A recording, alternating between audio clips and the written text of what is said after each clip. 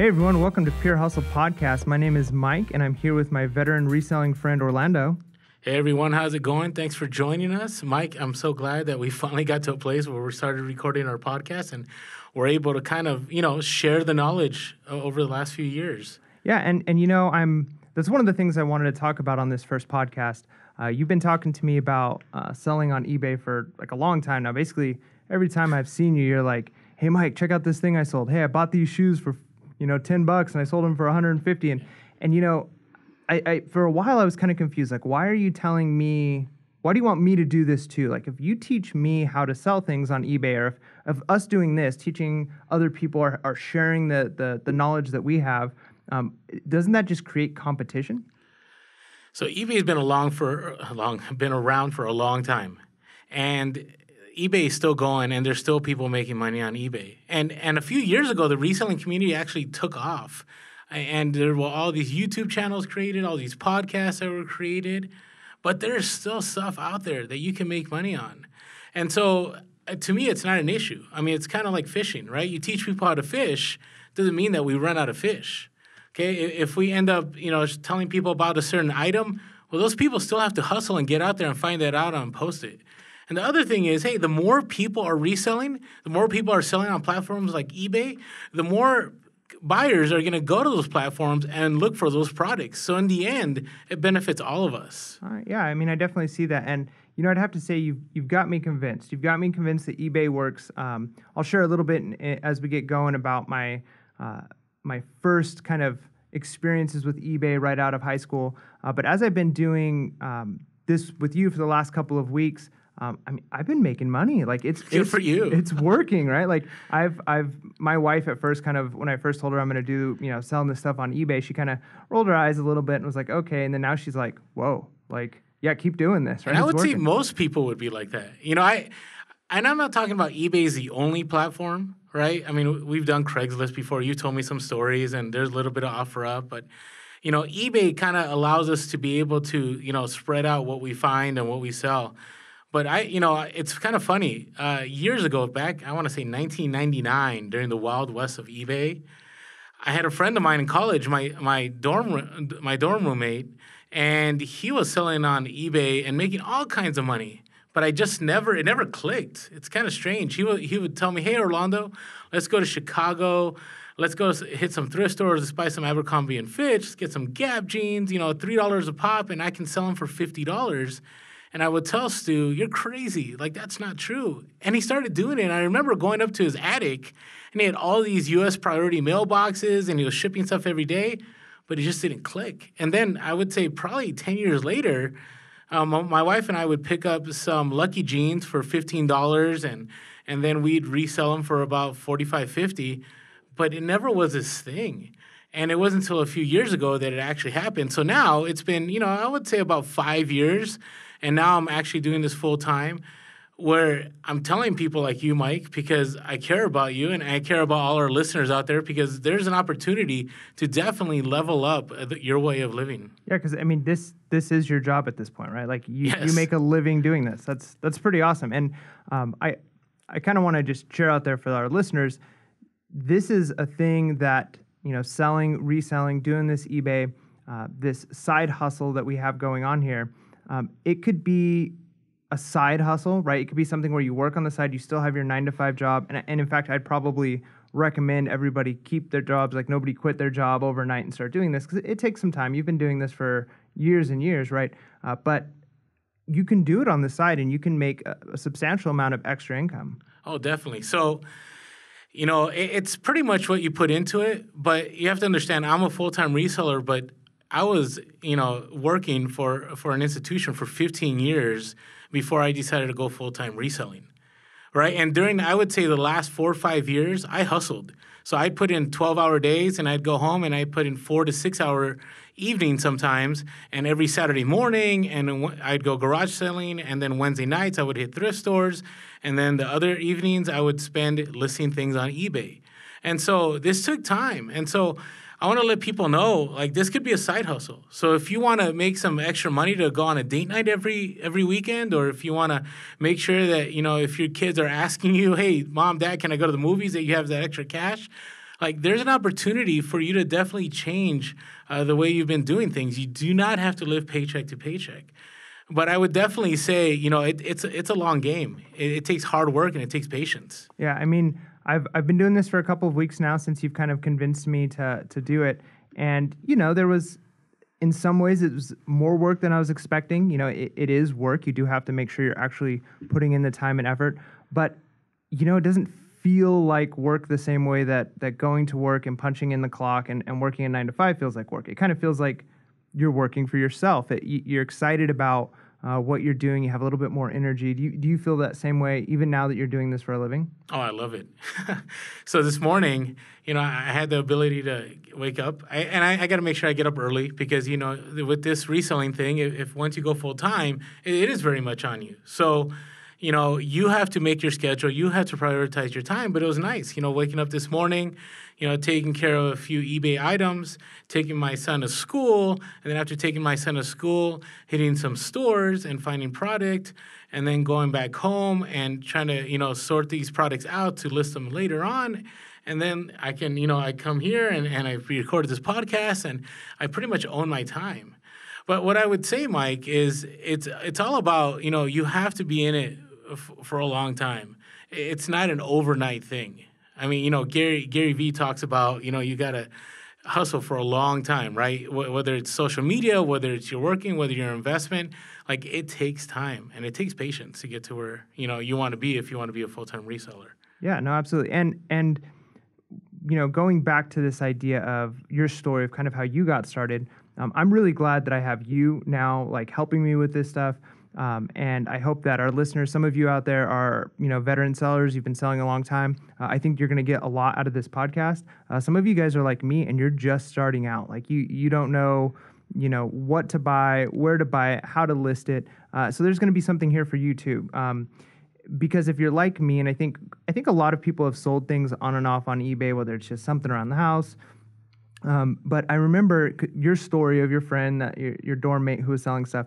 I had something similar. A person I worked with told me that they'd made some extra money selling stuff on eBay. Okay. And so I was like, okay, I could try this. And so I remember I had just graduated high school. It was like a year or two out of high school. And I take like $25, put it in my pocket, and start going to a bunch of garage sales, right?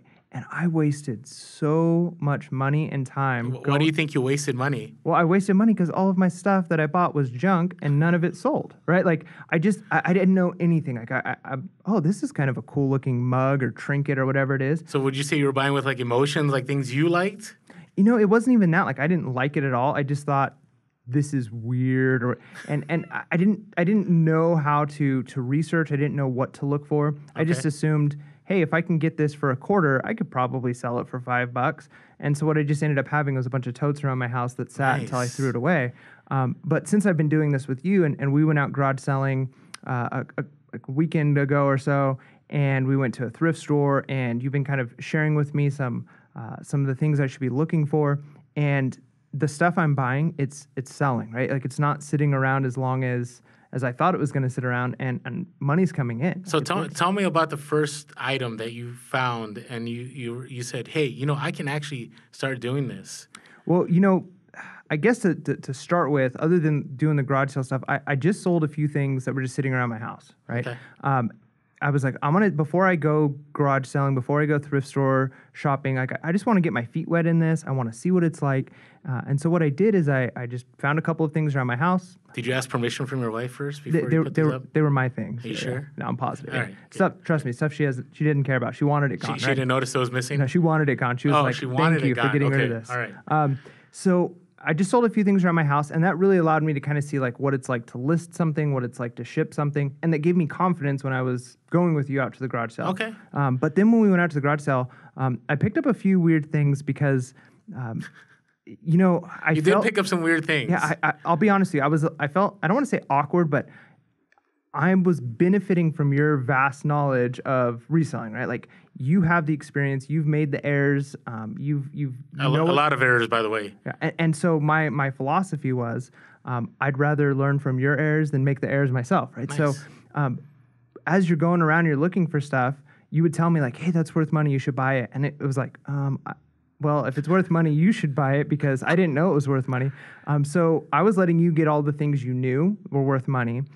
And I was learning, right? I was just watching and learning. And then I would kind of look at some other stuff and I was like, well, while he's looking at other stuff, I'm going to look at this. And so I picked up a few things that I think you were a little confused at, but they sold. And okay, so let's rewind a little bit, right? Yeah. So we first talked about why talk about reselling, right? Why share, I guess, quote unquote secrets? Why tell people, right? And we had talked about that, this is still available for everyone. That it's not going to hurt. It might create some competition if, I throw out one specific thing or you throw out one specific thing and everybody buys it and tries to post it.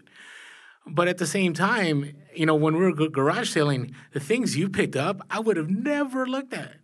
And you still sold those items. You still made money on those items. So tell me a little bit about those items. Okay, so probably the two weirdest ones that I know, as soon as I showed it to you, I was like, hey, look what I bought. I kind of could see it in your face. So the first one that was... obvious? It was super obvious. I'm sorry, man. It's all right. But I did, before I bought it, I looked them up on eBay, and I knew that they would probably do okay. So one of the first things I got was like this little village set, those little houses. Maybe you guys... have like a parent or a grandparent, or maybe you have like at your house during Christmas time, those big villages that you set up with the lights and the... How did you know about these villages? My mother-in-law actually has like a really big village collection, right? Oh, So right. I knew that there was money in them, but I didn't know if these were good ones or bad ones. And I looked at the bottom, I saw a little tag. It said they were, I think it was Irish Heritage Homes or something like that. Okay. And so I saw that they were selling for, $15 a piece or so on And they eBay. just look like a bunch of knickknacks, by the way. Yeah, they were just knickknacks. That's basically what they were. And I picked up 4 of them. I think I paid $4 for 4 of them, so $1 each. I bundled them together and I sold them for, I think, like $45 or $50. Nice. Yeah. And you charge shipping on top of that, Yep. correct? Yep. Wow, that's a great find. Yeah. No, I mean, I felt really good about that. Plus, I was kind of thinking, I was trying to hedge my bets on this one. I was thinking, if these don't sell, they take up very little space, and I could just give them to my mother-in-law, right? Like, she has a village collection. So if I spend $4 and I end up... So I was a little bit nervous at first. But would you say, now looking back, like you knew that you were going to make money on this item? Like you didn't have a hesitation like, hey, this is really bad buy. Like you felt a lot more confident now than you did years ago when you were buying stuff with your house full of totes of junk. Yeah, I think one of the reasons I have a little bit more confidence now is it's so much easier with technology. Like we're in a very different day today. I remember when I would go to a garage sale, when I was right out of high school, and I brought a pad of paper and a pen, and I would only go to garage sales. sales. Like the 1980s or? Yeah, well, I'm not that old. Okay, all right. Just checking, A pad of paper and a pen. We had cell phones. They just didn't have, the internet on them. Like flip phones yeah, or flip phone, okay, all right. So I went to a couple garage sales that were like around my house. I'd write down items. I'd write as much information description as I could about an item. And then I would...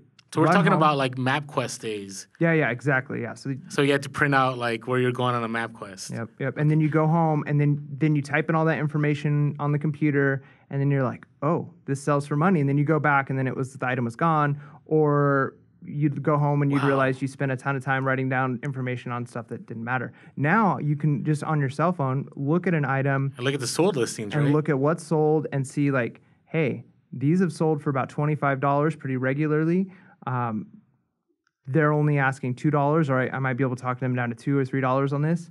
I'm going to make money on this. And think about, I don't know, I have a lot of respect for all of you that have been reselling for a long time. I would say pre-2007, pre-iPhone. I don't know how you did it. You must have had the eye because now, anybody can do this. In reality, as long as you have some kind of phone, which is touchscreen with eBay app or another kind of app that you could do some research, like you can actually, find items and not buy junk. Find items that'll sell. I don't know. You kind of shared with me a little bit pre-2007. I don't know how my college roommate did it in 1999. He just must have just had an eye. Yeah, and I mean, I guess if you know the items, I mean, it gets easier as you go because when we ended up going to a thrift store also, and I watched you walk through the shirt section, walk through the shoe section, and you were going through the shirts so fast, you could just look quickly at a tag and say, nope, nope, nope, nope. Oh, maybe. Nope, nope, nope. Yes, right? Like you didn't have to think about it because you have that experience. Okay. Well, yeah, but that took a long time. It takes time. But but I get to take some of that time off because you say, hey, look at this brand. This No, that's sells. true. Well, no, and it's kind of like my first experience was weird. So, this was about, I want to say 6 years ago. Me and two other friends, we were watching like Storage Wars, and there's another show called Thrift Hunters and all these shows. And we said, hey, what if we did this? What if we each took $20 and we saw how far those $20 went? And we started doing it. And I remember, I'll never forget, the first thing was this old, like, crusty stroller, like, with all these leaves. And I looked it up on eBay, and I looked it up on Craigslist, and it was some European model, and I bought it for $7 that day, and I took it to a baby reselling shop. And I remember my wife just giving me this glare, like, what are you doing? Like, why would you buy a stroller? And I remember selling that $7 stroller for $45. Nice. Right? And it was nice, and it was cash that day. And then the next thing, was a Hawaiian shirt that I paid $1, and I remember selling it for $18. And, that was huge. I mean, that was, I went out and I took a risk. And so I definitely want to encourage everyone, you have to start somewhere, right? Whether it's items at your home, whether it's a garage sale, but, make sure you do your research. And we'll probably talk about, the importance of doing research at another podcast. Yeah, no, I think that's a good idea. Cool. So let's get back to the thrift store. Sure, yeah. So sure. Every show, we probably should do some kind of hustle of the week. You think that's all right? Hustle of the week. So like, what do you mean by that? So I would say, hustle of the week is maybe something you sell for a lot of money that you bought at a low price, or maybe it's a connection you make. Maybe it's somebody you networked with, and now you have somebody that you can source from all the time. Or maybe, you came across a store that's a honey hole. Now, if you share it, it has to be something you're willing to share. Okay, so I don't, and we're going to ask later on listeners if you also can share with us through Twitter and also through calling our Google Voice, and we'll share that number with you at a later podcast about your hustle of the week. And so talk to me about this week. What would you say was your hustle of the week? Okay, so this one's easy, hands down. It was another one of those items that I think was probably a little bit on the bizarre side.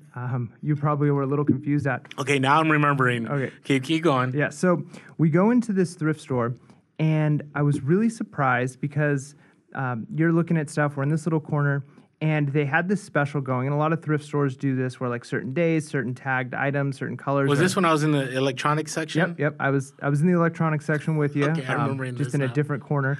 No, you were like in the dark corner. Like, you had to move some guitar cases. Oh yeah. You kind of had to like move a guy to the side, kind of deal. Yeah, you gotta dig, man. You maybe needed a flashlight. That's part of what makes this the hustle of the week, right? The fact that I was willing to get my hands dirty and start moving some stuff and look. So, but anyway, so I find this thing that was marked at $70, and it was just a case, and I didn't know what was in the case. But it was the color tag that was half off. So like it was like two red flags for me. Like, okay, an expensive item and it's half off. And by the way, this case was unassuming. Yeah. And it was dusty. There's nothing about it. It didn't scream, hey, video game console or expensive, electronic device. It just was some old case. Yeah. So I see the case and I'm like, I'm going to see what's inside. And I open it up.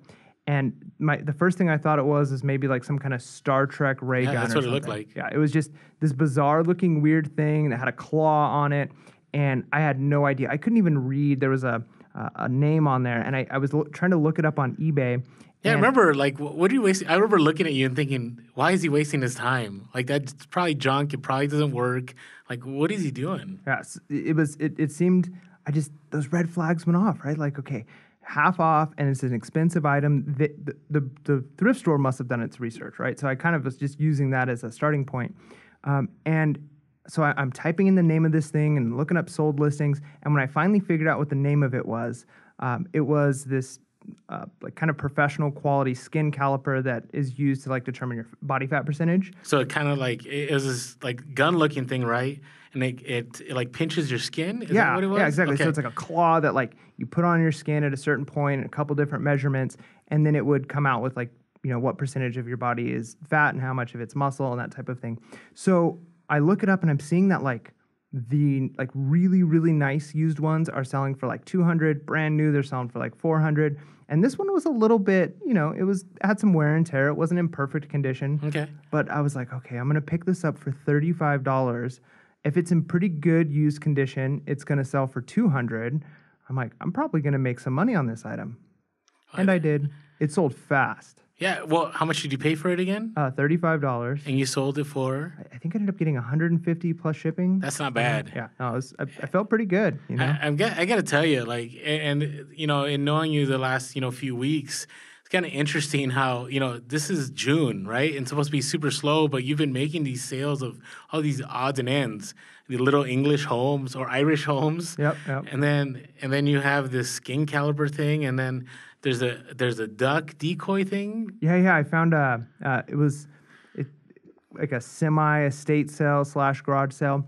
And there was And this is back to the garage sale where I was just like grabbing stuff and you were just like looking at randomness. Yeah. So I find this decoy duck, and I actually had a conversation with a coworker a few weeks before about this coworker collecting decoy ducks. And at first, I didn't know what he was talking about. So I was thinking, like, are you a hunter, like decoy ducks for hunting? And he's like, no, they're these wooden ducks that, you know, if it's made by certain artists and craftsmen, they're worth a lot of money. So I see this duck, and I couldn't tell what the brand was on it. There was some markings on it, but to be honest, I knew you were kind of in a rush to get out of there because, man, you move fast when you go to garage sales. You're like in and out. You can't waste that time. I Think about it. I waste 2 minutes. The guy at the next garage sale could have found a GameCube with 30 games. Yeah, no, it's no, and I appreciate that. Like, I appreciate the fact that you're willing to, you know, get in, get out because you know what you're looking for, and that helped me learn kind of the process of it. But anyway, so I took a little bit of extra time there while you were kind of standing there waiting, and I was like, okay, I don't know what the brand of this decoy duck is, but I know decoy ducks. People collect them. This little wooden duck. I think I might be able to make money on it. I would have never picked it up. Yeah, I asked for $2, or yeah, I offered them $2, and they took it.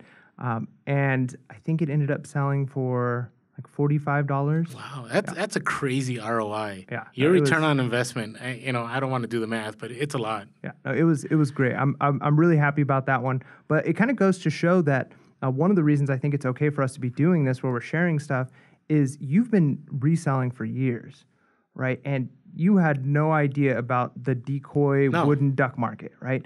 And I found this. The wooden duck market. Yeah, the wooden duck market. Okay. And so this is like a little niche that I found, and who knows, I might not ever find another wooden duck at a garage sale, but now I know that if I see one, there's a chance it could sell. Expanding your knowledge base. Yeah.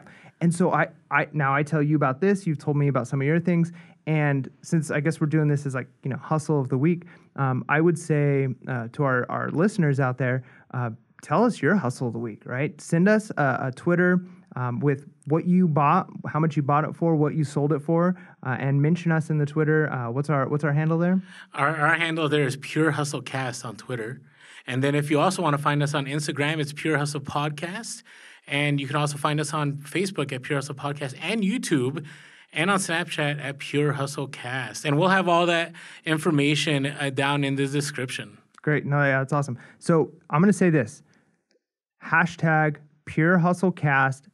Just put that in the hashtag, and then just tell us what your hustle of the week is. Say, I bought this, sold this, and if you've got some good ones on there, we'll give you a shout out on our next episode. Nice. Yeah. Okay. So, wait, I have a hustle of the week too. Oh, what's your hustle of the week? All right, so I've been doing this for a little while, and every once in a while I run into items I have no idea about. Kind of like, you know, you ran into the duck decoy, and it's kind of interesting. So I want to talk about two hustles. You know, the first hustle of the week isn't really hustle of the week, but I want to express that it's so important for you to network, to be nice with people.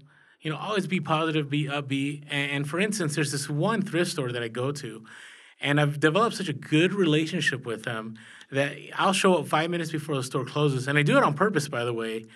And as soon as everybody leaves, I'll lock the doors and say, hey, Orlando, take as long as you need.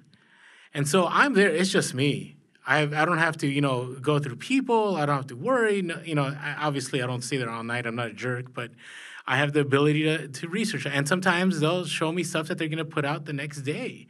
And so it's been a great opportunity. And so I have a great working relationship. I really trust them. And so there are these set of speakers. There are these, I think, about 5 satellite speakers by this brand KEF, capital KEF. Never heard of them. You know, I've heard of Logitech. I've heard of JBL. You know, everybody's heard of Sony. But this was definitely interesting.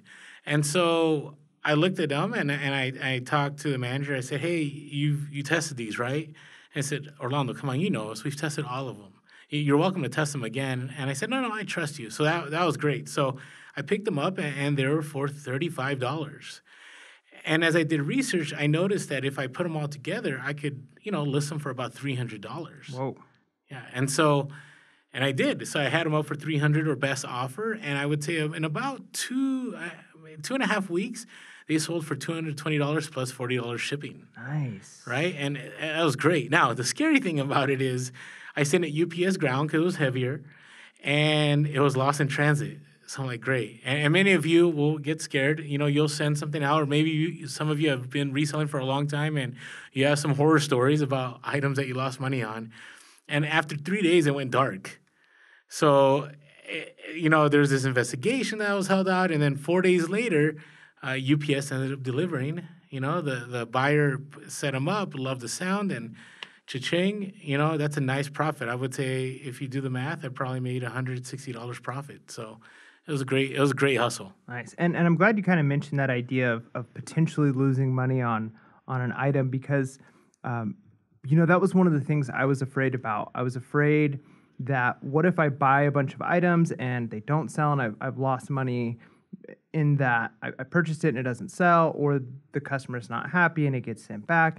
But what I've kind of realized is even if that does happen, even if there's that one-off, and I'm sure it's going to happen to me eventually, I'm making so much money on other things that's not going to hurt me, right? Like the one item that doesn't sell, or that one item that sells and has to get returned or gets lost or broken or whatever it is, I could eat that cost and it's not going to make a big difference in the bottom line. Well, the big thing is you want to make sure the customer always is satisfied. And we'll talk about that in another podcast. But in my years of reselling, the customer is always right. And even if I've had some crazy returns, but I'm not going to fight for every dollar. Because last thing you want is a negative feedback or something negative said about you, and that could hurt your business. And so always make sure that, you are willing to think long-term, right? This is a long-term game. I keep saying that. So with all that said, talk to me a little bit about something you learned. Every week we want to talk about something we each learned, and you had talked about losing money. So tell me how you almost lost money, because you shared a little bit about this. Yeah, I talked to you about this because this is one that I was kind of scared about. I went garage selling before we went, the weekend before you and I went. I went on my own. I'm like, all right, I'm going to do this. I went out and I only bought like 2 or 3 items. And one of the items I bought was a turntable record player. And they wanted, I think, like $15 for it. They didn't know whether it worked or not. They thought they remembered it working. I was able to talk them down to $3, right? So I was like, all right, this is pretty good. I didn't know if it worked. So I take it home. I had to go out and buy a record to actually test it to make sure it worked.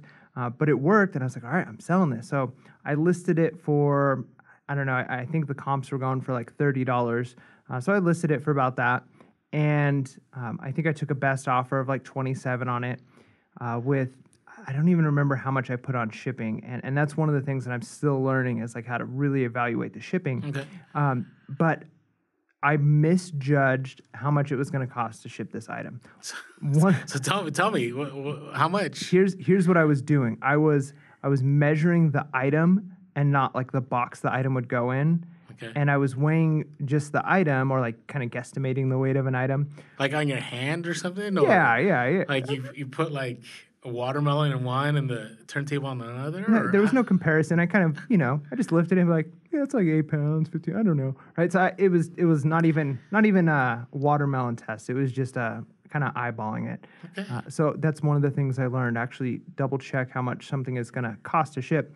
So I go to ship this item. I find a box that it would fit in, and I go to the UPS store because it was going to cost too much through the post office, and they were closed. So I go to the UPS store, and I think I charged like $15 for shipping on the item. So I got like $27 for it plus $15 shipping. And the UPS guy was like, all right, it's going to cost you, I think he said like $43 or $48 to ship. And my initial thought was, I'm losing money on this, right? Like I have to ship this item. The person has bought it. I bought it. Well, not only money, like time. Yeah, time. I was petrified. I was terrified. And I don't think it probably should have cost that much to ship if I had have, maybe gone through a different route or gone slower. Or just use like a scale. Yeah, I double checked how much something. So, but luckily, I have a friend who works somewhere where they have a discount on shipping, and I was able to utilize that discount. A friend? Yeah. Well, I'm not gonna. It's not that I don't want to give my my resource away. It's just, All right, that's fine. That's fine. We can leave it. A friend is selling. We're here to helping me share ship stuff. everything, but with this one, we'll let it go. Yeah. Okay.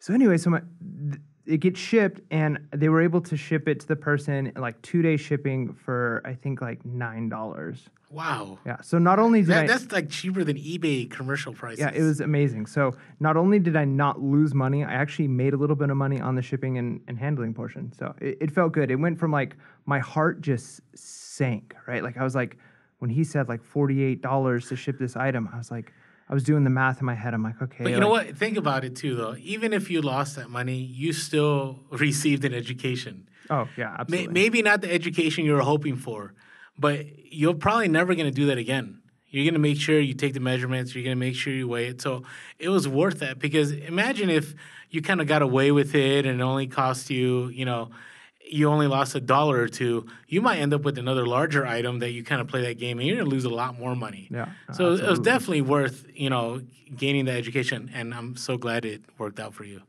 Nice. Yeah. So what about you? What did you learn? Well, so here, when you've been reselling for a long time, I don't know if it's arrogant. Maybe it's arrogance, but you don't want to waste the time testing out all these items, right? So we were in that thrift store, and I'm finding, we found the GameCube, and I found some TI-84 calculators. And calculators go for good money. And these were going, I want to say they were $10 each. And so this store actually, was pretty awesome. And you got to experience this. They actually let you go to the back and test everything before you walk out, or before you actually pay for it. And so, they had these really junky batteries. And so in one of the calculators, it worked. And the other one, it didn't. But I just no, this has to work. There's no way this wouldn't work. And so I just snagged it, and I took it home and got brand new batteries, put them in, and it still didn't work. And I'm like, oh, here we go again. And I've done this multiple times where I don't want to take the time and effort to test something, and I'll buy it. And I've done it with some expensive stuff. I mean, I've paid, I would say, sometimes $50 for an item, and I'm thinking it's a good hustle, and I don't want to waste any more time. I want to get to my next garage sale, and I'll just pick it up. And I've lost money. So, the lesson for me is, Orlando, you need to make sure that if these items aren't working, that you don't have some kind of magic power that it's going to start working just because you tried it out at home. So always make sure you test out your items. But, you had asked me, there was a question you had earlier. We were just talking. You had talked about, what do I do with items, right, that don't work or something like that. Talk to me about that. Yeah. So, I was kind of just wondering, like, if you get an item and you don't know whether or not it works, because I got a few different things. Like, one was that record player. Like, okay, I need to buy a couple pieces. I got to buy a record to check it. But like, what happens if you buy an item? Let's say you buy a controller for a game console, or you buy a game console, or you buy a game for a game console, but you don't have the other components you need to test it. What do you do with that? Well, you have 3 options. You can toss it, you could donate it, or you could still sell it. And some items, you can actually, take them apart and sell the parts and actually make more money selling it whole and working. I'll give you an example. I bought this set of turntables. I paid, I want to say, $75 for these turntables. They were Vestac DX2000, something of that. And I looked up online and knew they were going for like $1,000 a piece. And used, they were going about, $400 to $500. And so I picked these up, and they're part of a huge lot. Like, I ended up buying 2 tower speakers, a whole Bose system, a bunch of bookshelf speakers, and I got it all for like $375. And, and those tower speakers actually sold in 2 days. Nice. Talking about a shipping mess. I mean, I made money, but I was scared. And that's for another time. We should have a whole episode on scary things to ship. No, yeah, absolutely. Scary things to ship. And then, like, even researching, like how to research an item, maybe even broken items. Like, how do you know for sure whether or not this is the right thing? So I got these turntables, and I noticed that they were made in Japan. So part of me is worried about the voltage. If I plug it in, will I blow a fuse? So I went on YouTube and I started looking at other people and what they did, and I noticed that they were still plugging them in. So I plugged mine in, and sure enough, it wasn't smooth. Like the turntable would stop and go, stop and go, stop and go.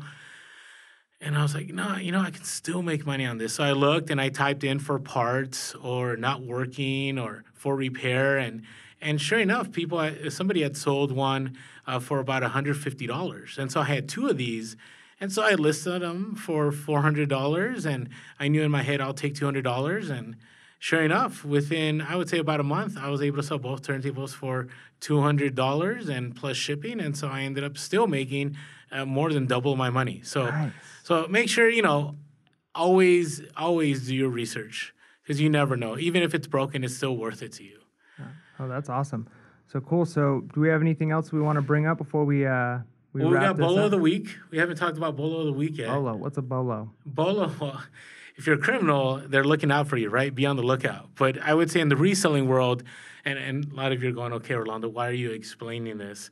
But it's items to be on the lookout for. So You're explaining it because I'm still new, and maybe some of you out there listening are new also. Well, so some items, actually, I'll put this on our social media. I always say look for team-specific items that have logos. And I'm not talking about shirts or apparel. I'm talking about, for instance, like a wallet. One time I found this Rawlings wallet, and it had a Padres kind of embossing on it. And I bought it for $5, and I sold it for $50. The last two items I sold within the last couple weeks was a pair. You remember these shoes? Remember those Giant shoes? Oh yeah, those were so bizarre. You said they were ugly. Yeah, I guess ugly is probably the word I would actually use. Okay. I'm actually a Giants fan, so I don't know how I feel about that. The first thing I thought when I saw those is who would wear those?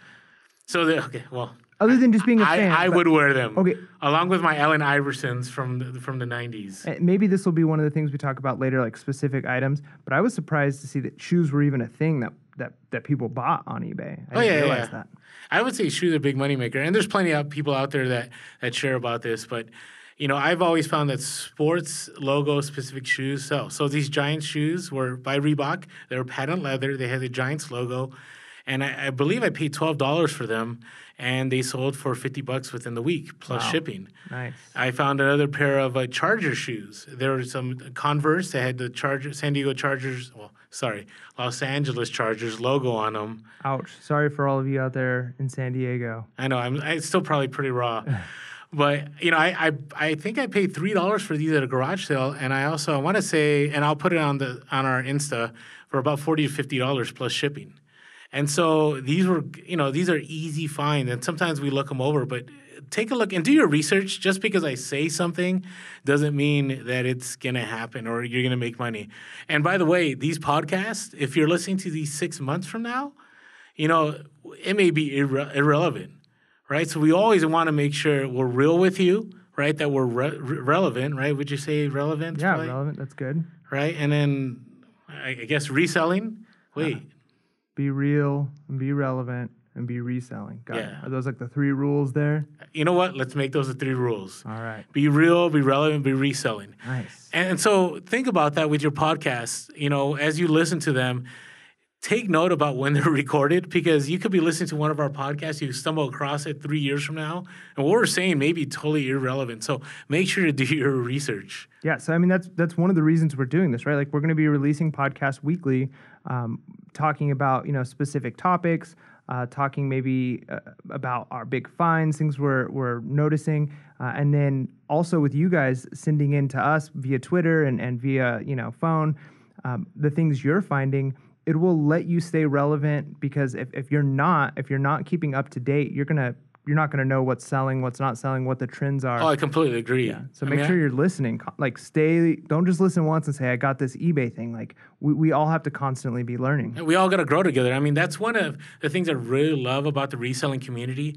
I wouldn't be where I'm at right now if it wasn't for people 4 or 5 years ago who had started their YouTube channels. And a lot of them have fallen away, but there's still some tried and true that are still sticking around. And there's still some podcasts that I listen to that have been immensely helpful.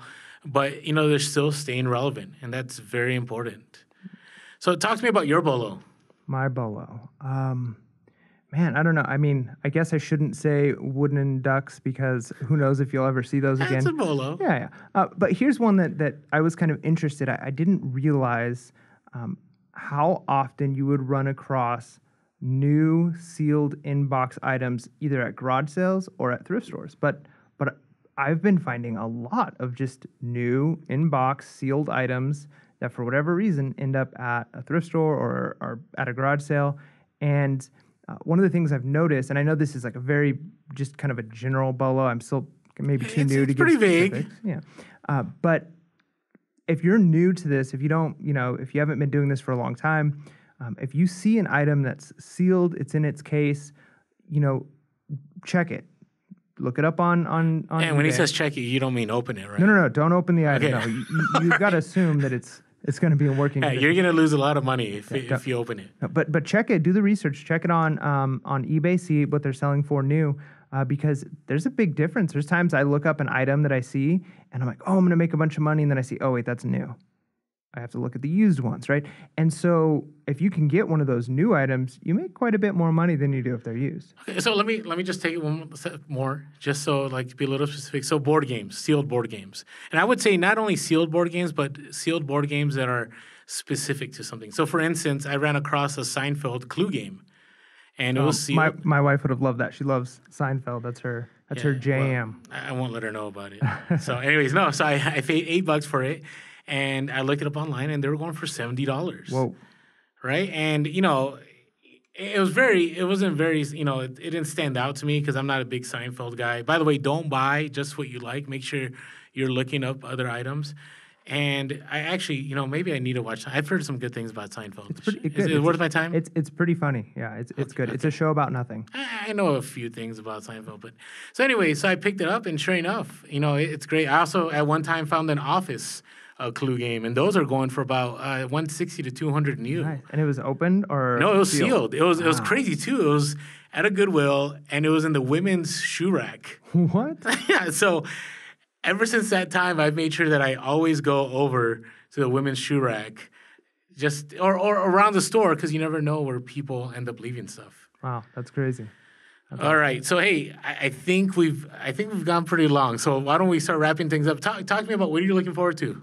One of the things I'm really looking forward to, last week was my anniversary, and I went away with my wife, so I wasn't able to go garage selling over the weekend. And so I'm really excited to go garage selling again. I've been going to quite a few thrift stores and picking stuff up, but one of the bummers I noticed about thrift stores is that you don't have that wiggle room, right? Like there's a price tag on an item. Not always. You could probably haggle a little bit, but I don't think you can haggle as much as you can. No, you're right. You're right. And so I kind of think I got like a little bit of an adrenaline rush at going to garage sales, getting items, knowing what I have in my hand is worth a bunch of money, and then being able to talk the person down lower and lower and lower on their price so that my profit is even higher. Okay. So I'm really excited to do that. Nice. What about you? What are you looking forward to? So I haven't done this ever, and I'm kind of sad that I have to reveal this truth, but I've never gone to an auction. So I've done online auctions and online bidding, but I'm actually going to go to it's still an online auction, but you get to preview the items, and I've never gone and previewed items. So I'm going to go and I'm going to spend a couple hours and see if there's any finds, and hopefully at our next update show, I'll be able to update you whether it was profitable, whether it was worth my time. Nice. Yeah, that'd be fun, but I think you're right, maybe a little scary, right? Like just I'm still so new that like getting a bunch of stuff at one time but I'm amazed at how much money I've been able to make just in this short amount of time. No, it's been good. From what I've learned. So one of the things I just kind of want to throw out there to our listeners, if you are a veteran seller, you've been doing this for a long time, there's going to be stuff in here for you, right? Like part of the being relevant, we're going to be talking about... Or you could even help us. Yeah, please, like send in stuff that you know, give us some feedback, call in, mention us in Twitter, and help us out. This is a community. But if you're new, I just want to encourage you. Orlando, you might be too far away from this feeling, but just kind of the fear of the unknown and how does this work and am I going to make money? Oh no, I still get that all the time. Do you? Okay. That never goes away. That's good to know. But it's doable. It's in some ways less work than I thought because it's exciting, it's fun, but it is work. But I kind of want to say it's a sure bet, right? Like if you're doing your research, if you know what it is you're buying, you're gonna make money. You can definitely win. You're gonna walk away winning. It's a good scenario. So, hey, I want to encourage you all to keep listening, keep following us on social media. Make sure on Instagram and Facebook you follow us at Pure Hustle Podcast. Also, make sure on Twitter and on Snapchat at Pure Hustle Cast, and on our website, purehustlepodcast.com, along with our YouTube, Pure Hustle Podcast at gmail.com. We look forward to hearing from all of you. This is Orlando. And I'm Mike. Make sure to be real, be relevant, and be reselling. Peace. Late.